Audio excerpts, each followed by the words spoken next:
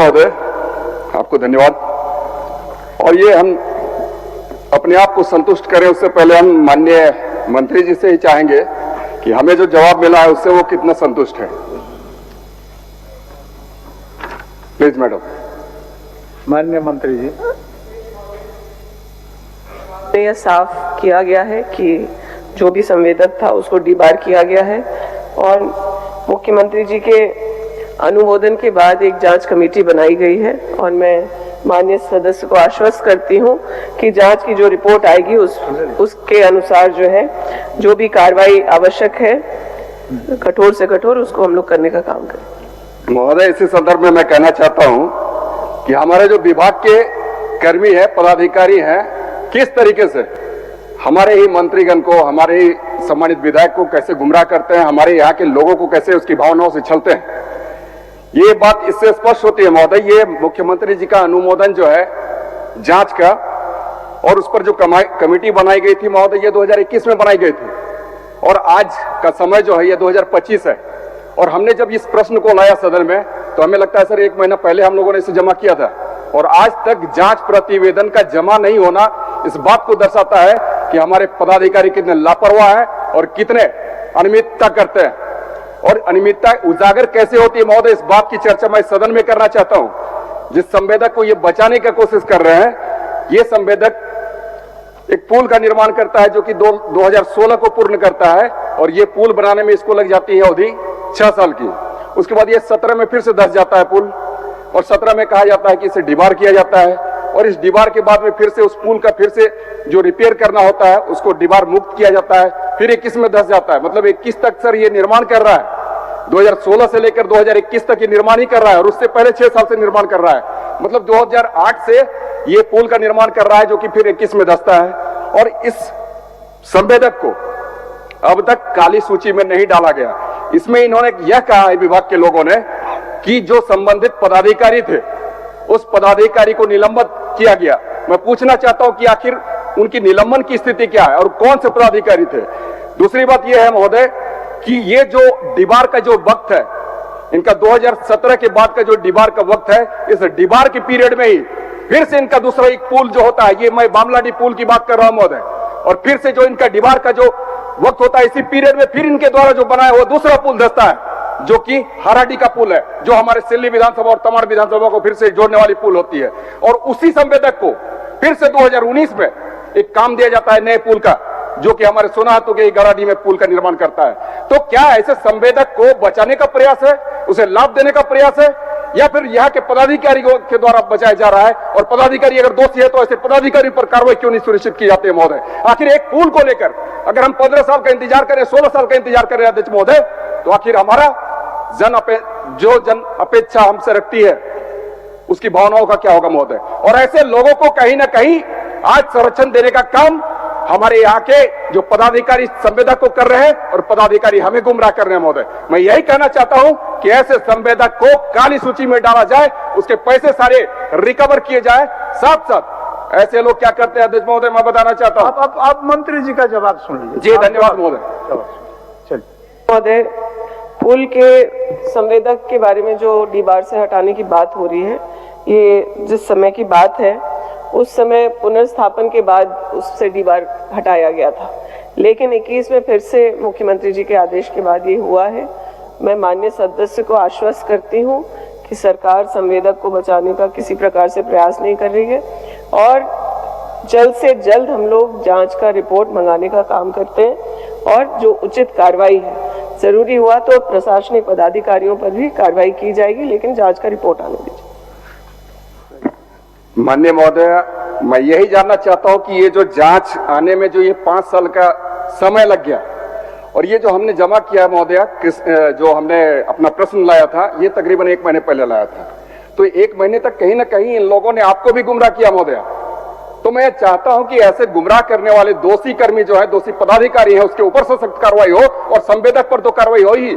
संवेदक के मेरा जो ये था कि पैसे की रिकवरी हो, तो क्या पैसे रिकवरी का भी विचार रखती है? क्योंकि यही संवेदक 3 पुल का निर्माण कर रहा है महोदय और 2 पुल धंस चुका है और तीसरा पुल जो 2019 में इसको फिर से मिला है टेंडर, वो अभी तक निर्माण कर ही रहा है। हम ये जानना चाहते हैं, हम ये जानते हैं कि एक पुल के निर्माण में मैक्सिमम 3 साल का वक्त लगता है महोदय, और अब 6 से 7 साल हो जा रहा है। अभी भी जो गाराडी का पुल हमारे मिला हुआ है इसी मेसर्स एन पांडे जी को, वो अब तक बना ही रहे हैं, और आज हमें लगता है 25% काम हुआ है। तो क्या ऐसे पदाधिकारी और ऐसे संवेदक को संरक्षण देना उचित है महोदय?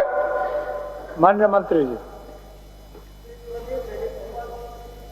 अब शब्दों में जवाब दिया है, और मैं माननीय सदस्य को फिर से आश्वस्त करती हूं कि जिस विलंब के कारण उनकी चिंता है, मैं उस पर कार्रवाई करते हुए जल्द उनको सूचित करूंगी। चलिए, एक बार महोदय जांच कमेटी बन चुकी है, रिपोर्ट नहीं है, हम थोड़ा सा चाहेंगे जानना कि क्या चलते सत्र में ये सारी प्रक्रिया पूरी कर ली जाएगी? बस हम यही आश्वासन चाहते हैं मैडम। और ये जो संवेदक है, जान लीजिए माननीय मंत्री जी, चलते सत्र में जो स्थिति है, मैं माननीय सदस्य को अपने पास बुला के उनको सारी वस्तु स्थिति से अवगत करा दूंगी चलते सत्र में। और जांच मुख्यमंत्री जी के आदेश के बाद गठित किया गया है। मुझे लगता है कि सर्वोच्च चेयर ने इस पर निर्देश दिए हैं। मैं देख करके जो यथाशीघ्र इसको कराने की कोशिश करती हूँ। महोदया, मैं आपसे आग्रह पूर्वक कहना चाहता हूं कि चलते सत्र में यहाँ पर जो भी कहनी है बातें, यहाँ पर आप जांच रिपोर्ट को कर जो दोषी व्यक्ति हैं, साथ साथ संवेदक हैं, उसको पनिश करने का काम करें महोदया। ठीक है अमित जी। चलिए, माननीय सदस्य जनार्दन पासवान जी।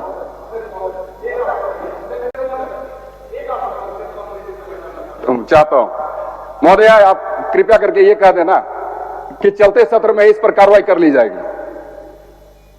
महोदय, मैंने अपने पहले जवाब में भी यही कहा कि चलते सत्र में माननीय सदस्य को अभी की स्थिति से विस्तार रूप से अवगत करा दिया जाएगा। धन्यवाद। सारी चीजें तो हो चुकी है, कार्रवाई जांच की रिपोर्ट आने के बाद होगा। तो जांच की रिपोर्ट के चलते सत्र में आ जाएगी?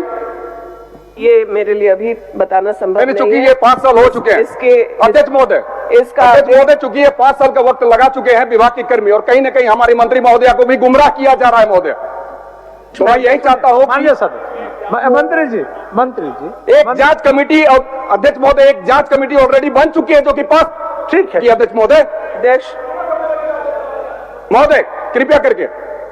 अध्यक्ष महोदय, एक मिनट, मैं माननीय सदस्य महोदय की भावनाओं को समझ पा रही हूँ। कहीं अगर कोई गलती हुई है और क्षेत्र से संबंधित है तो उनका इतना अग्रेसिव होना जायज है, लेकिन जांच की स्थिति को पूरा पता करके उनको चलते सत्र में उससे अवगत कराया जाएगा, और मैं जल्द से जल्द इस पर कार्रवाई करूंगी, चाहे जरूरी हुआ तो संवेदक पर और जरूरी हुआ तो आप पदाधिकारियों पर। आप क्या बोल रहे हैं?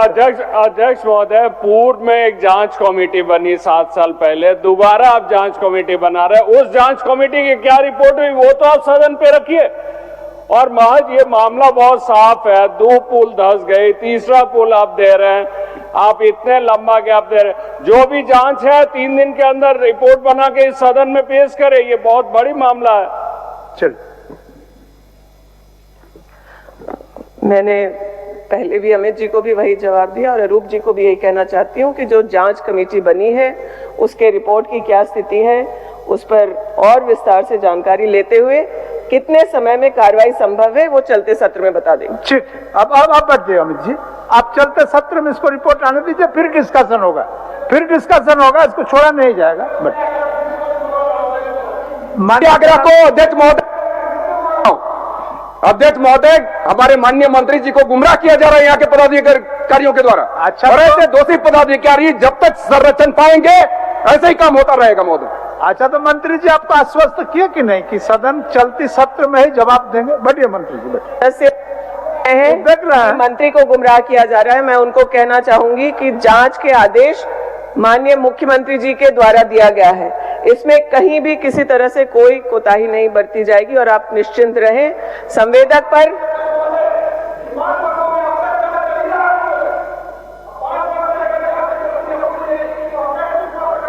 पूरी कर ली जाएगी।